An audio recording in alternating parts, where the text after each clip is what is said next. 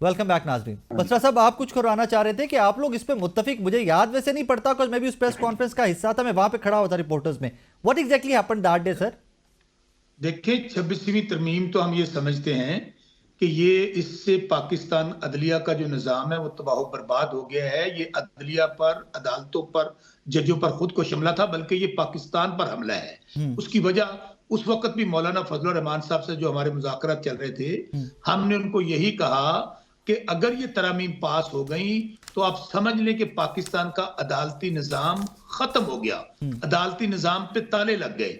मौलाना साहब ने कहा नहीं जी मैंने तो इसके ऊपर वोट देना है। तो हमने मौलाना फजल रहमान साहब से कहा कि आज के बाद हमारी इस बात पे कि आप उनको वोट देंगे हम नहीं देंगे, हमारी राहें आपसे जुदा है। हाँ, आपका शुक्रिया कि आपने हमारी बात सुनी, हमारा नुक्ता नजर सुना। उसके बाद अगर हमारा नुक्ता नजर उस पर वोट देने का होता या उस पर कोई हम वोट देते, हमने उसकी मुखालफत की, मौलाना साहब ने उनको वोट दिया। दूसरी बात मैं आपको फिर अर्ज करूं, देखें इस वक्त पाकिस्तान जिन हालात से गुजर रहा है ना, राय साहब बातें करनी आसान है। इस वक्त इन लोगों को, चूंकि इनको तो पता है कि हमें मिलिट्री स्टैब्लिशमेंट ने दोबारा जितवा देना है, हमें फार्म 47 की मिल जाएगा, अवाम में तो जाने की जरूरत ही नहीं, इलेक्शन का निजाम तो खत्म हो गया। तो इनको अब अवाम की परवाह नहीं है।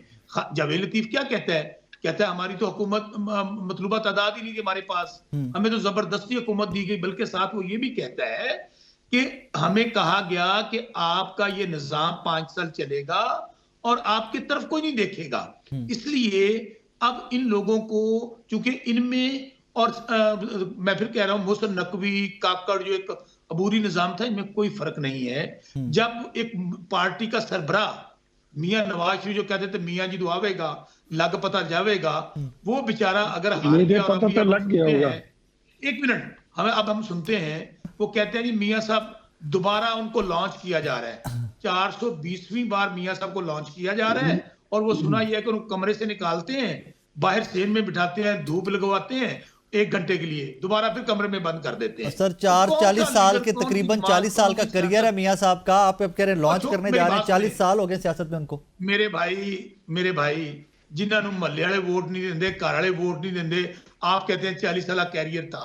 होगा, मियां नवाज शरीफ एक वक्त था, पंजाब का बड़ा लीडर था। आप अपने शो मुझे में बात बताएं, आप अपने शो में ऐसे लोगों को बिठाते हैं जो मुल्क के मकबूल लीडर, मुझे बात करने देना, मुझे बात करने दें सर। मैं उसमें मैं तो साकिब खैरल साहब और आप नहीं इख्तियार साहब लेट्स बी ऑनेस्ट, आपके टाइम के ऊपर नहीं आपके टाइम के ऊपर तो आप मकबूल, अब इमरान खान भी तो हैं, आप भी तो उनके ऊपर खुलकर तनकीद करते हैं इमरान खान साहब की। मुझे ये बताइए, अभी आपने थोड़ी देर पहले बात कर लेने देने की अपनी टर्न पे बोले, अब खत्म हो रहे हैं।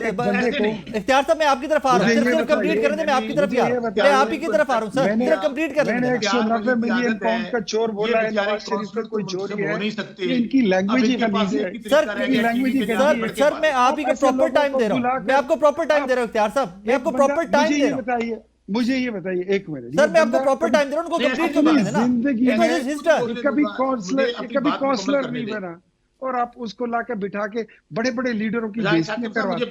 सर उनका टर्न था ना, उनको कंप्लीट करें, उनका टर्न था, फिर आपके टर्न पे बोलेंगे ना। बस जरा जल्दी से कंप्लीट कर ले, वक्त खत्म हो रहा है, फिर मुझे इख्तियार वली खान साहब का भी लेना। देखिए मैं फिर यही कह रहा हूं ना, इन लोगों को तो बेचारे लोग घर वाले मोहल्ले वाले संजीदा नहीं लेते, जिनको आप टीवी पे बैठ के जिनकी गुफ्तगू लोगों को सुनाते हैं। ये तो काउंसलर मुंतखब होने के काबिल नहीं रहे। और यकीन माने हम भी इनको एज अ टीवी स्टार या ऐसे जैसे कॉमेडियन होते हैं, जैसे कोई वहां पर ड्रामा कर रहे हैं, ऐसे लेते हैं। इनको अब सियासतदान तो मानता नहीं है। मैं अच्छी खासी कंस्ट्रक्टिव गुफ्तगू कर रहा होता हूं, आप लोग इस तरफ चले जाते हैं तो फिर मुझे भी आप लोग साथ खींच के ले जाते हैं। इख्तियार वली खान साहब लास्ट 2 मिनट से प्लीज आप कमेंट कर लीजिए, फिर आप मेरे से शिकवा करेंगे कि मेरी बारी नहीं आई थी। प्लीज कमेंट कर लीजिए इस पे। मैं साकिब साहब, मैं कोई इस पे क्या कमेंट करूं? मुझे एक बंदा जो है वो कभी जिंदगी में काउंसलर मुंतखब ना हुआ हो, आप उसको टीवी के नेशनल लिंक पे बिठा कर आप उसको कहते हैं कि वो मुल्क के 3 बार वजीर आजम रह चुका हो, उसके जो एटमी धमाके कर चुका, उस पर ऐसे बंदे जो है जो तबला नवाज है, 2000 ये आखिरी में ये अपनी पार्टी में इनकी मिसाल ऐसे ही है। जैसे वो आगे एक बंदा गवैया बैठा होता है ना, और सर, रोज आ जाता है। सर एक एक करके समझ नहीं आएगी सर, समझ नहीं आएगी आप इनको सर, समझ नहीं आएगी बसरा साहब, समझ नहीं आएगी ना बसरा साहब, समझ नहीं आएगी बसरा साहब। आपकी बारी पे आप बोल रहे हैं, प्लीज इख्तियार साहब को बोलें जो समझ नहीं आएगी, प्लीज जो समझ नहीं आएगी। नहीं, मैं एक बात ऐसे बताइए, ये बेचारा आप मैं वापस आ जाऊंगा। नवाज शरीफ और बीबी कहीं एडवाइजर लगा दे, टीवी के कभी मेरे से नेशनल लड़ता है, लिंक पर, कभी पंजोते से लड़ता है। टीवी के नेशनल लिंक पर आकर बैठकर ऐसा बंदा जो अपनी पार्टी में गवैये के तीसरी रो में बैठा होता है, That is personal. That is personal. इख्तियार साहब, now that is personal. Now that is personal. ये इनकी हैसियत, नहीं, that is ये personal. इनकी हैसियत है।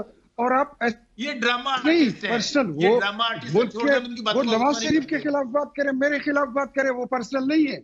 नहीं, पंजोता साहब, आप इमरान खान साहब के खिलाफ बात करें वो पर्सनल ले उसको, फर्क है। आप इमरान खान साहब के खिलाफ बात करें वो पर्सनल लेंगे उसको सर। इमरान खान चोर नहीं है तो सर अभी कल सर अभी मियां नवाज शरीफ साहब की वापसी से पहले तक मियां साहब भी डिक्लेयर्ड थे ना सर, अब अदालतों ने क्लीन चिट दी ना। ये बोलते थे ना उसको चोर, सर उस पर बोलते रहे, यस यस वो क्लियर है, उनको अब क्लीन चिट दी ना। इमरान चोर है, इमरान चोर है, इमरान डाकू है, वो डकैत है, मैं कहूंगा वो है सर। बिल्कुल। और ये जो बैठा हुआ है ये मिरासी आदमी है, इसके मुंह पे बांसुरी और तबला ही अच्छा लगता है। सर थैंक यू जहांगीर साहब, आपका शुक्रिया सब, आपका शुक्रिया बसरा साहब, आपका शुक्रिया। नाइन ऑलवेज ट्राई कि बैलेंस करके थोड़ा सा आगे लेके चीज़ों को चलूँ, बट इवेंचुअली पाकिस्तान का हमारा पॉलिटिकल कल्चर भी ऐसा हो गया हुआ है कि बड़ी हेल्दी डिस्कशन के अंदर भी हम थोड़ा सा डेविएट हो जाते हैं। बहरहाल इस दुआ के साथ इजाज़त दीजिए कि मुज़ाकरात, मैं फिर एक दफ़ा हर रोज़ की तरह डेली शो के एंड में ऐड करके जाता हूँ, मुज़ाकरात वाहिद हल है। जो करंट सर्कमस्टांसेस और करंट केओस है ना पॉलिटिकल, मुज़ाकरात सारी पॉलिटिकल पार्टीज का इकट्ठे बैठना ही इसका सोल्यूशन है। I hope and I pray कि फॉर वंस जिस तरह 3 दफा बैठे हैं पाकिस्तान तहरीक-ए-इंसाफ गवर्नमेंट के साथ, फॉर वंस एक दफा और बैठ जाए ना, चौथी नशिस्त में भी बैठ जाए, कम से कम हमें पता तो चले कि कौन कितना सीरियस है कितना नॉन सीरियस है। और कल का वेट करते हैं, कल इंशाल्लाह रिटर्न जवाब गवर्नमेंट का भी आ जाएगा। लेट्स प्रे कि कुछ उसमें पॉजिटिव चीज़ें भी हों कि जो मुज़ाकरात को लेकर या तहरीक-ए-इंसाफ को वापस टेबल पर लाने में मुआवन साबित हो, क्योंकि वही सोल्यूशन है। अपना बहुत सारा ख्याल रखिएगा, दुआ में याद रखिएगा। अल्लाह हाफिज़।